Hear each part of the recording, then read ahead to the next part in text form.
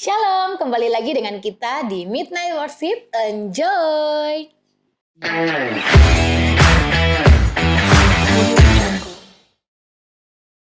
Masih dengan saya, Bisha Pelamonia, dan saya tidak sendiri teman-teman. Saya punya salah satu narasumber yang luar biasa.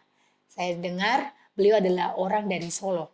Asalnya dari Solo, kemudian memberikan hidupnya datang ke Ambon untuk mengerjakan generasi muda di Ambon.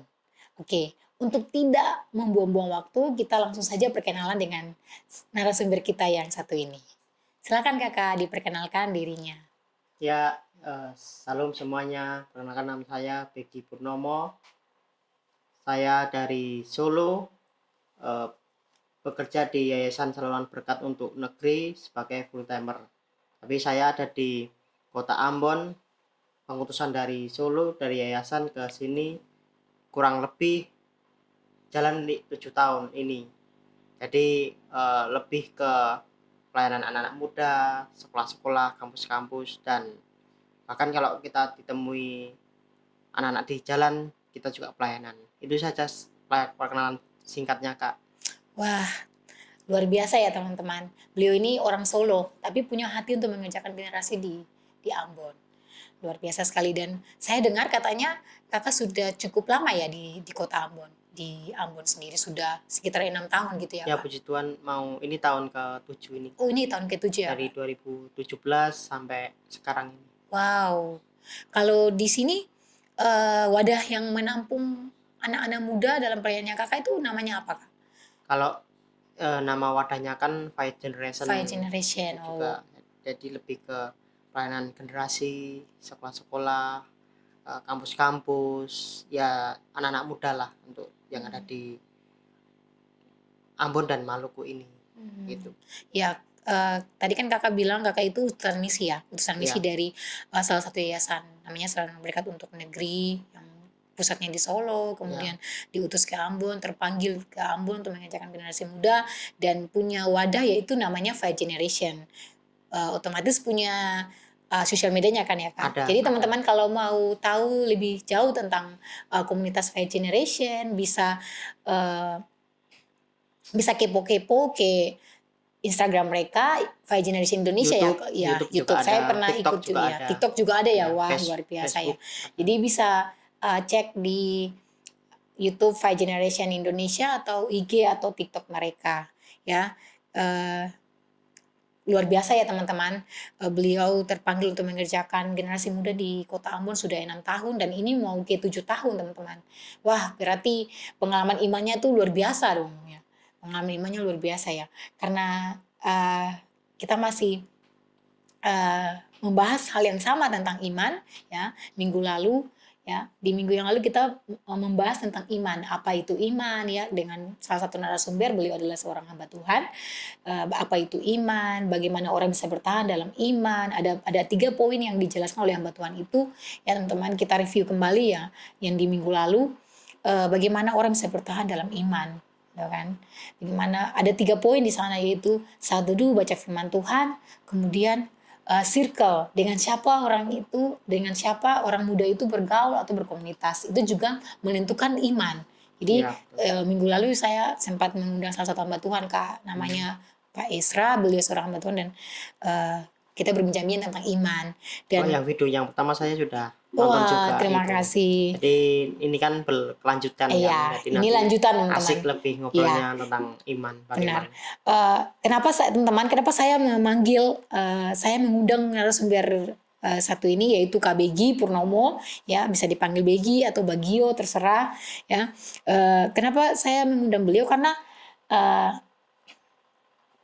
kami tim melihat dan sudah mendengar tentang sedikit tentang kehidupan kakak Begi ini. Ternyata beliau 7 tahun di Ambon itu hanya untuk mau mengejarkan generasi muda.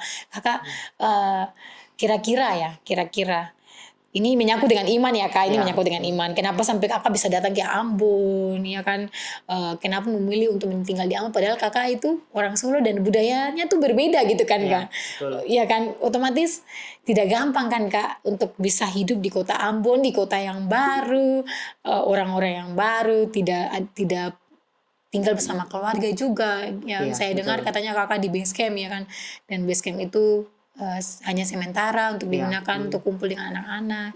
Mungkin kakak bisa mengulas sedikit gitu loh imannya. Bagaimana sih sampai kakak itu bisa memilih datang ke Ambon gitu? ya kalau awal mulanya kan bisa sampai di Kota Ambon, bahkan sampai berjalan 7 tahun ini ada perjalanan yang cukup ya bisa dikatakan tidak enak, dan sebagai saya tempat tinggal di tanah kelahiran sama yang beda di tanah kelahiran itu pasti beda kan, para apa, sangat-sangat berbeda itu. Tapi yang jelas bagaimana ketika saya itu datang di tempat ini di Ambon ini bukan karena kemauan saya, bukan karena eh, daging saya untuk mau, bukan karena kota Ambonnya seperti apa, tidak, tapi karena memang Tuhan yang suruh, karena panggilan Tuhan itu untuk melalui hidup saya. Bahkan Tuhan panggil saya, Tuhan kasih pesan untuk datang di waktu itu.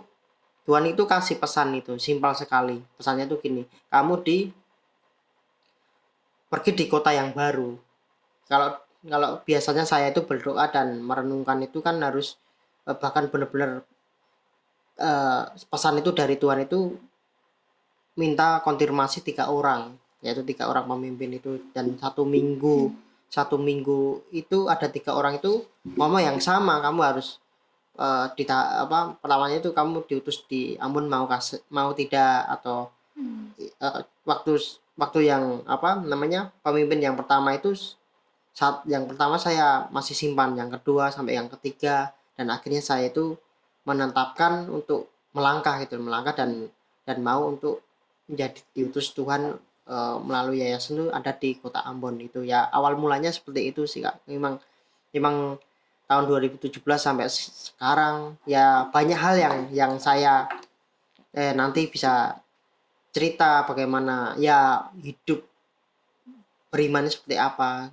hidup apa namanya untuk hidup bersama dengan Tuhan itu di Yang kota yang baru ya kota itu yang ya. baru itu seperti apa. Nanti banyak hal, nggak suka dukanya pasti ada Kak. Jadi memang ya yang pasti kalau ikut Tuhan itu seru sih, seru. Jadi dalam artian baik dalam keadaan apapun, dalam keadaan susah, senang, bahkan eh, dalam keadaan mungkin secara finansial dikasih atau tidak pun itu ya tetap enjoy saja, tetap happy Mas ya. Dalam artian itu seru. Memang memang kita kan hidup beriman ya. Jadi memang Iya. harus ada tantangan, harus ada ini tuh yang membuat kita ini lebih lebih seru, masa lebih hidup kita lebih kayak hidup kita lebih menjalani itu lebih sesuatu yang seru gitu dia Iya. bersama dengan Iya. Tuhan itu sih Kak.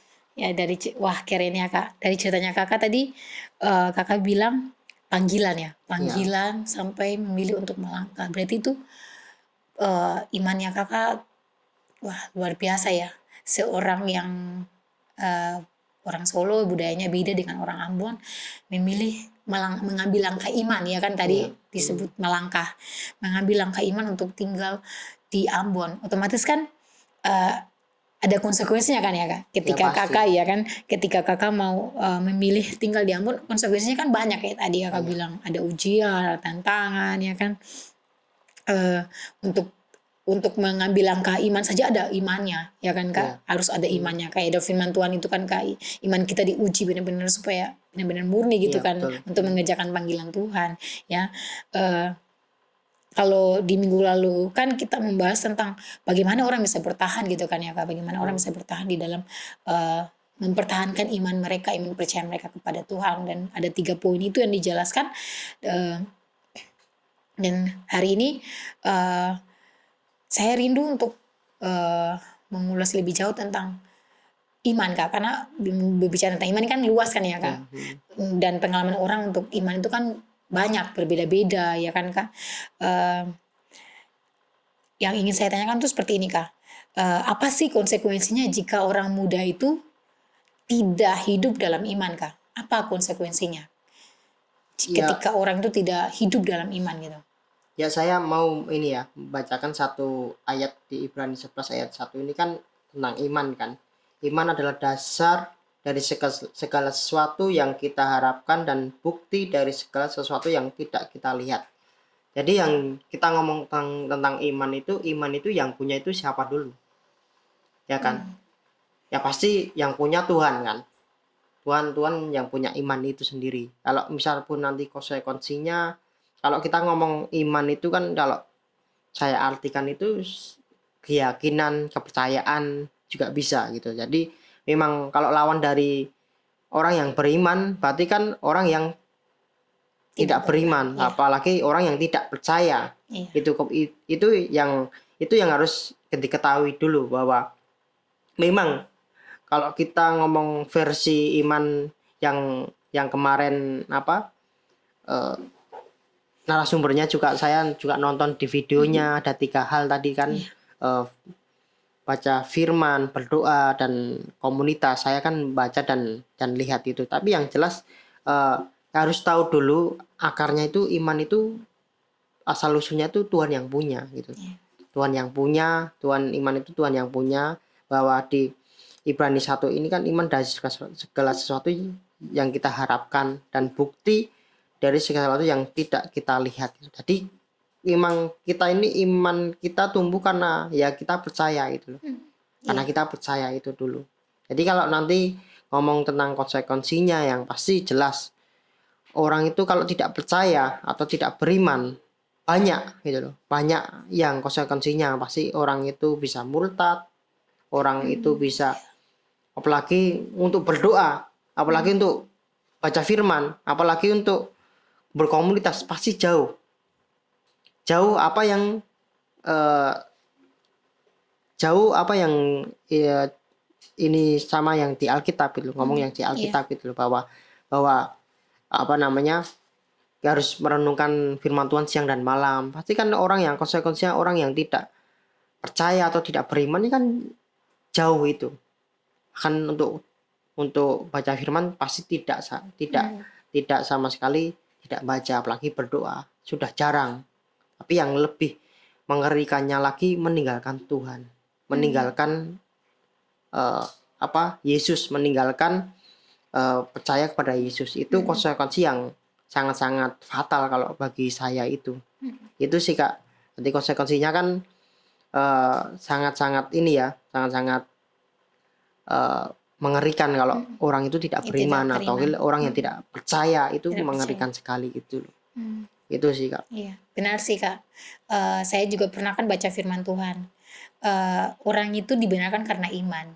Ya kan Kak, saya baca-baca, saya searching tentang iman. Ternyata banyak orang yang punya pendapat tentang iman itu seperti apa.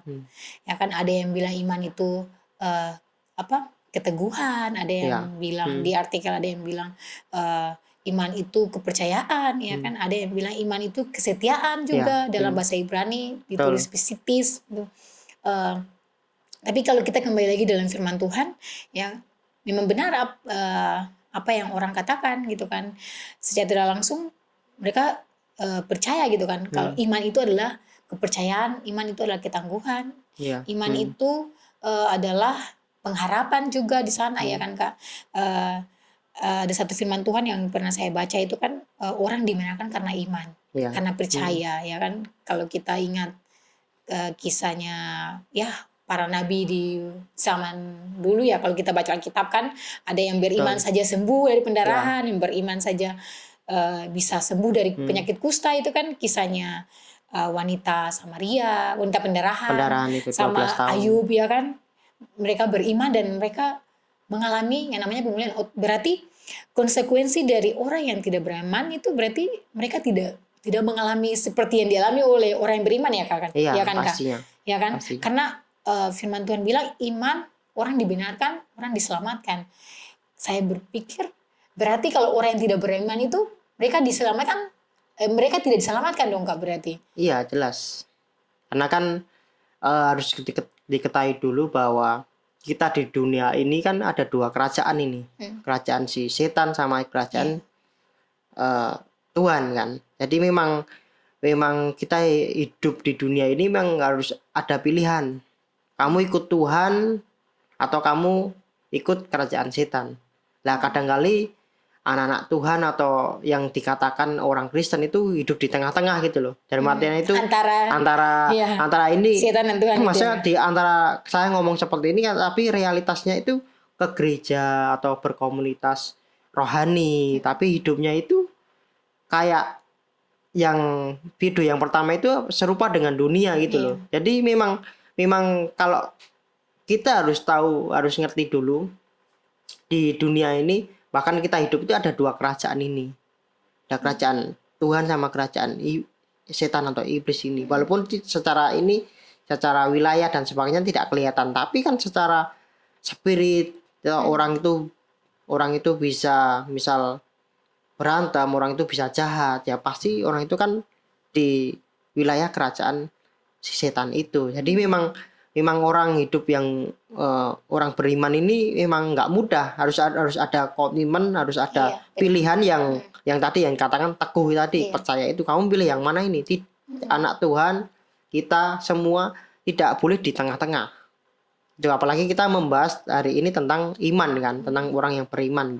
Pasti kita dari sudut hal yang rohani gitu. Kita harus ikut Tuhan, kita harus percaya Yesus, kita harus percaya Tuhan itu sendiri.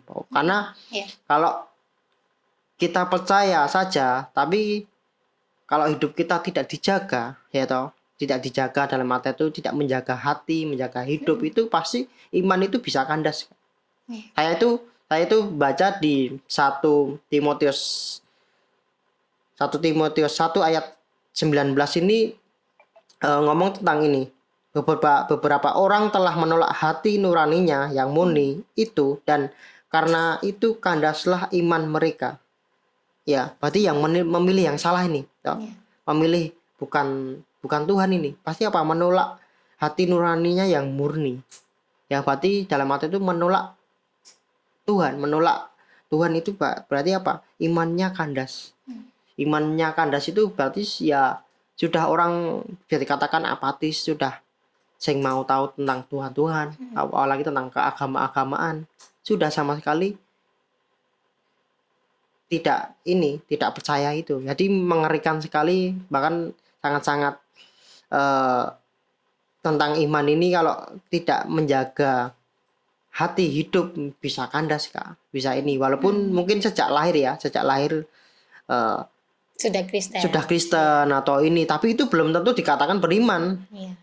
Ya belum ditentukan orang itu beriman. Jadi orang beriman itu enggak cuma sekedar kita baca ayat Ibrani 11 ayat 1 kita ini, tapi tidak hanya sekedar baca, tapi benar-benar dihidupi, benar-benar, karena kan firman Tuhan ada iman tanpa perbuatan adalah mati kan. Jadi memang dua sisi ini, percaya secara roh, secara ini, tapi hidup kita juga perbuatan kita itu harus mencerminkan iman itu sendiri gitu. Jadi supaya apa? Iman itu tidak kandas atau iman itu tetap ada ya. Tidak kendor ya. Apalagi anak-anak Tuhan sekarang itu kan anak-anak muda ya Kak. Ya kita dari sudut anak-anak muda itu kan sangat berapi-api nih. Tapi untuk suatu kali ada, misal pun ada goncangan kah, atau ada masalah kah, atau ada situasi-situasi yang tadi dihadapkan dengan pilihan, atau misal pun tentang memilih pacar atau memilih pekerjaan atau memilih sesuatu yang bahkan keluarga pun itu bisa mempengaruhi iman itu sendiri. Jadi memang kalau ngomong tentang iman itu prosesnya yang panjang gitu lah. Jadi seumur hidup ya. Jadi nggak cuma sekedar kita nonton podcast ini tapi lalu nonton sudah ngerti. Mungkin podcast ini juga membantu pembicaraan kita, membantu teman-teman yang lain untuk ngerti iman itu seperti apa. Itu sih Kak. Ya, luar biasa ya ternyata teman-teman. Ternyata iman itu perlu dipertahankan, dijaga. Hati nurani kita juga bekerja ya kan. Tadi pas di pembahasannya KBG itu ternyata hati kita juga perlu dijaga supaya iman itu tetap teguh ya kan. Karena ketika hati kita menolak setiap firman yang didengar ya kan ya Kak, iman itu menjadi kandas teman-teman. Jadi bagi orang-orang muda di luar sana, ketika kita sudah beriman kepada Tuhan, ya harus terus percaya kepada Tuhan. Tapi itu harus dibangun dengan terus membaca firman gitu kan ya Kak. Iya, Kalau betul. eh, Salah satu iya, cara salah satu cara. menjaganya tuh membaca Ya, firman. kita sudah bahas Ya, di podcast yang minggu lalu teman-teman. Iman itu harus dijaga ternyata, karena kalau tidak dijaga, makanya seperti yang tadi dikatakan dalam firman Tuhan yang disampaikan oleh KBG sendiri, menjadi kandas. imannya Dan kandas. iya, imannya kandas karena menolak, ya kan Kak, menolak firman Tuhan itu sendiri, ya kan. Firman Tuhan ini kan juga didikan kan ya Iya, KBG, betul. ya kan. Kita kan baru melewati Hari Pendidikan Nasional, ya kan.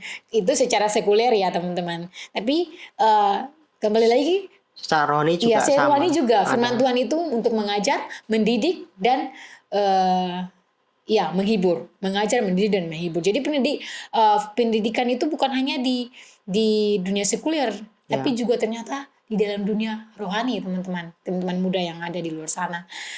Firman itu mendidik kita. Jadi benar memang kalau bicara tentang iman ya Kak, Ya, berarti kita juga harus mau dididik firman dong ya ya kan, pastinya. Kak, ya kan. Kalau kita mau jadi orang yang pintar di sekolah, di kampus ya kan Kak, dikenal oleh guru, berarti kan kita harus mau dididik oleh guru itu sendiri. Nah, kembali ke firman Tuhan, berarti kita harus mau dididik oleh Tuhan itu sendiri, yaitu firman Tuhan.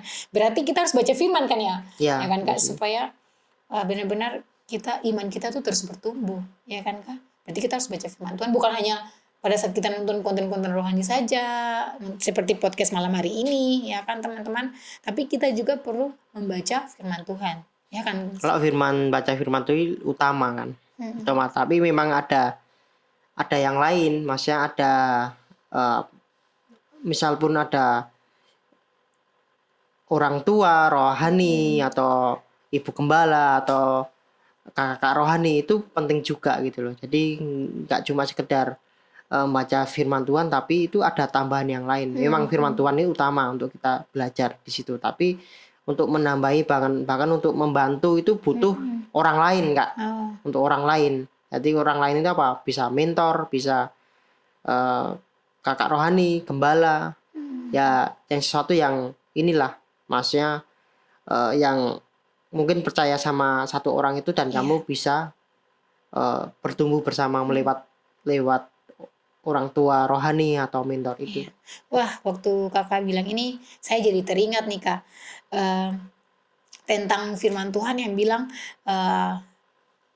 Tuhan naik ke surga, tapi dia meninggalkan seorang, ya kan, dia berjanji akan meninggalkan seorang penghibur. Ya. Berarti kan secara tidak langsung kita butuh yang namanya orang lain untuk membantu kita dalam pertumbuhan rohani, ya kan Kak. Berarti yang tadi kakak bilang mentor.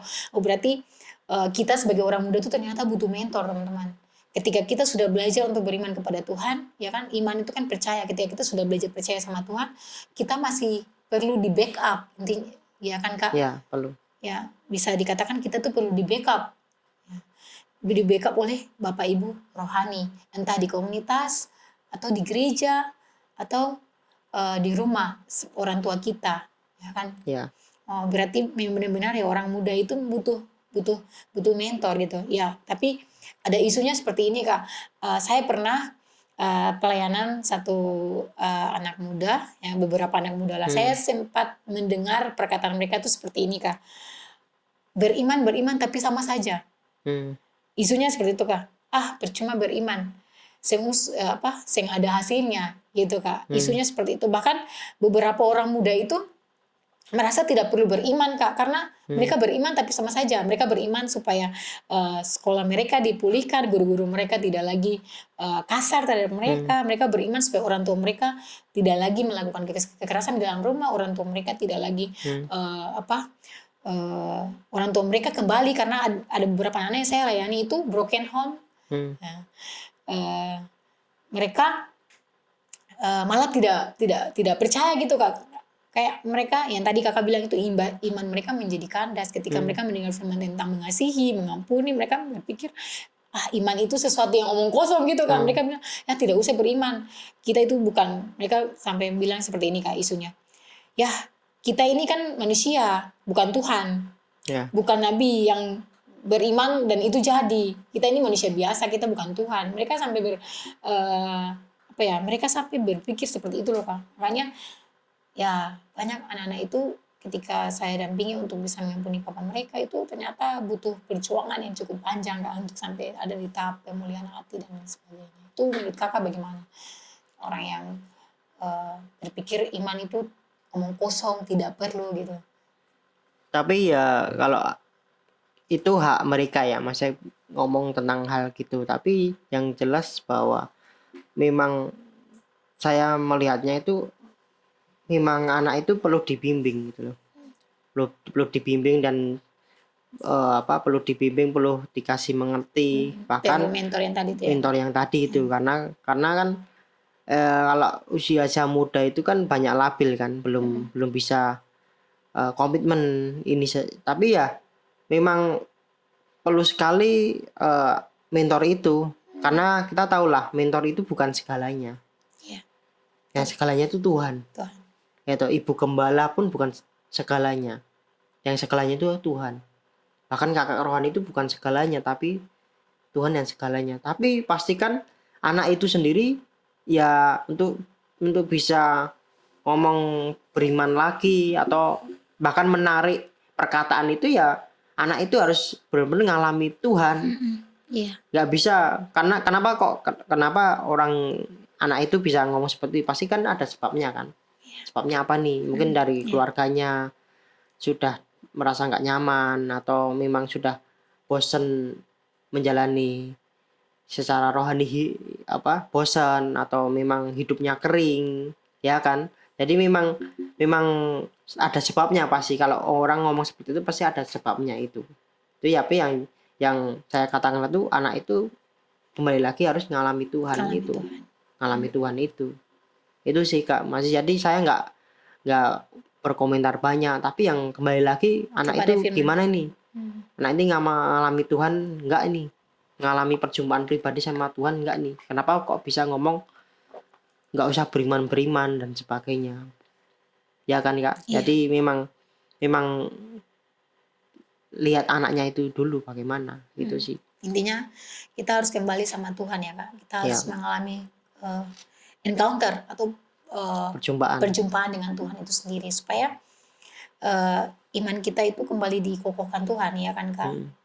Nah, saya sangat yakin dan percaya kalau sejak kita Kristen itu kita diajari tentang iman. Tapi yang tadi Kakak bilang itu, kita butuh mentor rohani untuk bisa membantu kita dalam pertumbuhan rohani semakin hari semakin naik dan semakin kokoh, ya kan Kak? Tidak labil lagi gitu kan. Berarti itu proses yang panjang ya kan Kak. Kalau memang iman itu harus bertumbuh tuh butuh proses yang panjang teman-teman, ya kan Kak.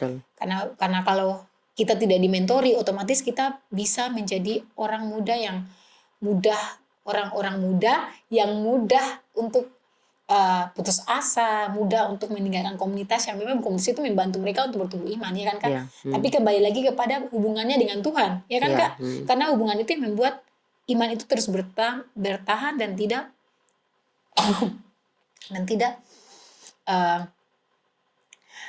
goyah, ya kan. Sekalipun ada ujian, ya.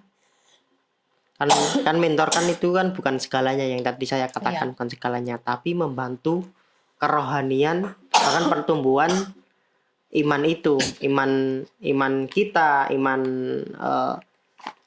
anak itu. Bahkan saya pun juga punya mentor gitu loh, punya kakak rohani gitu. Jadi memang ini ya oke lah, karena apa ya, kita hidup ini sewaktu-waktu bisa jatuh Kak. Bisa jatuh berbagai banyak cara. Yang tadi kan saya katakan kan, ada pilihan-pilihan, mau ikut Tuhan atau setan.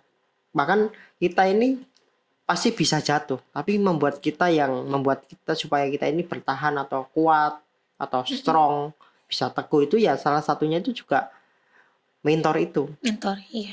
Fungsi mentor itu penting juga gitu loh, walaupun bukan segalanya ya. Hanya Tuhan segalanya, tapi penting juga menjaga hidup kita, menjaga, walaupun mentor itu juga manusia, mungkin ada salahnya, tapi saya percaya ketika dalam hal yang rohani, pasti mentor itu tidak kasih sesuatu yang buruk. bukan kasih sesuatu yang tidak bagus. Pasti bagus. Ya. Pasti bagus walaupun mungkin cara tegurnya, cara didiknya keras ya Kak. Tapi itu apa namanya, mentor itu dalam pikirannya, dalam hatinya itu pasti selalu apa anak itu supaya bertumbuh. Bertumbuh. Gitu. Bahkan saya mengutip statement Paulus ini katakan seperti ini, ikutilah teladanku. Ya kan? Itu nggak mudah loh Kak. Atau misal orang yang baru kenal atau ini ikutlah teladanku. Tapi Paulus itu ngajarkan ikutilah teladanku. Ya kan? Ikutlah cara hidupku. Ya toh. Ikutlah apa yang aku kerjakan. Ikutlah apa yang contohlah saya itu, walaupun tidak harus sama atau tapi cara-cara hidup bagaimana, cara-cara mengelola waktu, mengelola hidup itu bagaimana. Sampai statement itu yang salah satunya saya pegang juga gitu Kak. Bahkan nanti saya pun juga di mentoring, saya pun nanti anak-anak di bawah juga mentori pasti memberikan sesuatu yang terbaik buat anaknya itu. Yang dulu mentor saya itu pernah ngomong seperti ini. Mentor itu atau bapak rohani itu mungkin secara dunia punya bapak jasmani ya Kak ya. Tapi di dalam kehidupan rohani itu juga sama, ada bapak rohani gitu loh. Orang tua kedua gitu loh. Kalau dulu mentor saya itu bapak rohani itu ngomong, kamu harus punya orang tua kedua. Supaya apa? Sisi lain orang tuamu yang jasmani yang melahirkan kamu itu supaya juga memelihara, bahkan menghidupi dan sebagainya. Tapi itu secara jasmani. Ya kan, secara jasmani. Tapi bapak rohani itu juga memberikan yang satu yang rohani supaya apa? Bertumbuh, supaya lebih mengerti tentang apapun lah Kak. Saya mentor atau bapak rohani itu bisa belajar menggali, bahkan bisa tanya atau bisa belajar, atau kalau misalnya ada kesulitan bisa melalui mentor tanya. Jadi nggak cuma sekedar ngomong saja, tapi memang kalau misal pun butuh sesuatu yang jasmani atau sesuatu yang saya butuh sesuatu dan sebagainya, bersedia gitu loh. Mentor itu harus bersedia, bapak rohani itu harus bersedia. Itu sih Kak. Jadi memang kalau kita ngomong tentang pertumbuhan iman atau menjaga iman, itu ada peran-peran yang lain, yaitu peran mentor, bapak rohani itu harus perlu gitu sih Kak. Wah, menarik Gitu. sekali ya pembahasan kita di malam hari ini tentang iman. Ternyata kita itu butuh mentor ya, teman-teman di luar sana, kita butuh mentor rohani. Kalau kalian belum punya mentor, ayo segera cari mentor-mentor ya kan Kak. Segera cari mentor di gereja, di komunitasmu. Yang pasti komunitasnya harus yang benar, yang sehat Yang ya, membangun, supaya ya. yang membangun dalam iman percaya kita kepada Tuhan supaya tidak goyah. Sangat menarik sekali ya kalau saya dari tadi simak pembahasannya Kakak, ternyata Kakak sendiri pun imannya bertumbuh karena punya mentor. Salah satunya. Salah satunya punya mentor ternyata juga, gitu. Karena yang itu tadi yang firman Tuhan bilang, dia menyediakan seorang penghibur ya. Bisa saja penghiburnya itu dari mentor kita ketika ya kan Kak, ketika kita ada dalam masalah di dalam rumah, ketika punya masalah di keluarga, di sekolah, kita bisa mencurahkan isi hati kita selain kepada Tuhan, kepada mentor kita yang kita percaya untuk mendengar setiap cerita kita, dan kita percaya untuk bisa memberikan kita kekuatan. Itu kan ya Kak? Iya, betul. Iya. Wah, keren ya. Jadi luar biasa sekali ya Kak. Dan saya percaya teman-teman di luar sana juga akan memiliki iman yang kokoh ketika kita itu mencari Tuhan dan kita itu menaruh iman kita hanya ke dalam tangan Tuhan. Dan kita belajar untuk mencari mentor yang membantu kita gitu kan, untuk kita iman kita tetap bertumbuh dan tidak menjadi kendor atau goyah. Ya, yang tadi berarti poin-poin yang saya bisa ambil dari pembahasannya Kakak asal narasumber kita malam hari ini adalah yang pertama tadi kembali lagi ke sumber pemilik iman itu sendiri kita sebagai orang muda harus kembali lagi kepada sumber pemilik iman itu. Kemudian kita harus terus membangun hubungan dengan Tuhan, ya kan Kak? Dari pembahasan yang tadi. Orang muda itu jangan menyepelekan iman.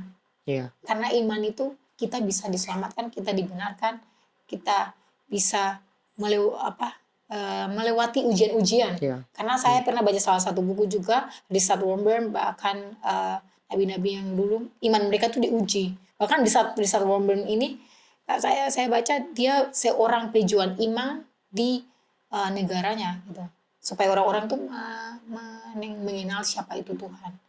Dan ya bisa dibilang Kak, narasumber kita ini juga adalah pejuang iman untuk orang-orang muda di Kota Ambon bisa mengalami Tuhan, ya kan, bisa juga masih belajar Kak, masih belajar banyak hal. Kita semua harus belajar. Ya, saya pernah dengar satu statement dari guru saya, long life education, belajar seumur hidup. Jadi kita harus terus belajar teman-teman. Kita harus terus belajar bagaimana hidup dalam iman. Kita harus menjadikan lifestyle gaya hidup orang beriman itu sebagai gaya hidup kita, teman-teman muda di luar sana. Jadi yang tadi pembahasannya sangat menarik ya, dari Kakak Begi ini bilang bahwa orang muda yang merasa iman itu tidak penting, ternyata itu salah, teman-teman. Kalian yang merasa iman itu tidak penting, itu salah. Kenapa? Karena justru iman itu yang membantu kita untuk kita bisa bebas dari setiap ujian, ya kan Kak? Kita bisa lulus ujian intinya kayak gitu. Ya, jadi itu beberapa poin yang harus kita kita simpan, kita dengungkan ya teman-teman muda di luar sana ya yang malam hari ini menonton Midnight Worship ini. Poinnya kita harus tahu dulu pemilik iman itu siapa, Tuhan, sumbernya adalah Tuhan. Kita harus membangun hubungan dengan Tuhan. Kemudian jangan lupa kita untuk terus baca firman Tuhan. Ya, baca firman itu yang membuat kita untuk terus bertumbuh. Bahkan kita butuh mentor komunitas atau itu, komunitas yang komunitas sehat. Atau komunitas yang sehat atau mentor. Ya komunitas yang membangun. Karena komunitas yang membangun. Hari-hari ini kan ada komunitas yang tidak membangun Kak. Betul. Komunitas mungkin tidak di dalam Tuhan. Itu banyak Kak. Komunitas mabuk-mabukan, komunitas LGBT, komunitas yang tidak di dalam Tuhan itu banyak gitu loh. Jadi memang perlu sekali komunitas yang membangun itu. Sangat perlu sekali berkomunitas di dalam Tuhan, komunitas yang membangun, supaya apa? Kita ini tidak menjadi anak-anak yang tidak mengerti tentang Tuhan, atau tidak mengerti mengalami Tuhan, atau orang yang menjadi orang yang berantakan, atau orang yang benar-benar rusak gitu loh Kak. Jadi memang perlu sekali komunitas yang sehat, komunitas yang membangun itu Kak. Karena memang anak-anak muda ini memang ingin bebas, ingin tidak mau diatur dan sebagainya. Tapi itu pun kalau itu bisa salah gitu loh Kak. Itu bisa salah. Tapi yang satu-satunya itu apa? Kita harus mengerti dan kita harus punya komunitas yang sehat supaya apa? Tidak salah. Hidupnya tidak salah gitu loh. Komunitas yang membangun, komunitas yang sehat, komunitas yang selalu mendoakan, yang selalu belajar firman Tuhan, selalu komunitas yang mengajarkan kebenaran demi kebenaran itu, supaya apa? Dalam hidup kita menjadi anak-anaknya Tuhan dalam lingkup kerajaannya Tuhan, bukan kerajaan si iblis, bahkan anak-anak setan itu Kak. Jadi memang dalam hidup ini adalah peperangan Kak. Jadi memang ngomong tentang iman itu bukan hanya sekedar iman itu diam saja, tidak, tapi iman itu harus statistik, harus berkembang, harus bisa berbuah, harus bisa meningkat gitu. Bukan iman sekedar kita pegang iman untuk seumur hidup, tapi kalau kita hanya sekedar pegang saja ini, tapi nanti bisa sekali waktu bisa yang tadi saya katakan bisa kandas imannya gitu. Jadi memang iman itu harus bisa bertumbuh itu. Itu sih Kak. Wah, menarik sekali ya teman-teman. Tidak terasa kita itu sudah hampir setengah jam lebih ya kita membahas tentang iman, tentang konsekuensi orang yang tidak dalam iman, tentang bagaimana seorang muda itu memang perlu mentor rohani untuk dalam proses pertumbuhan kerohaniannya ya. Tidak terasa sudah setengah jam lebih kita membahas tentang poin-poin ini, dan saya berharap pembahasan kita di malam hari ini di Mentorship ini memberkati teman-teman muda di luar sana ya.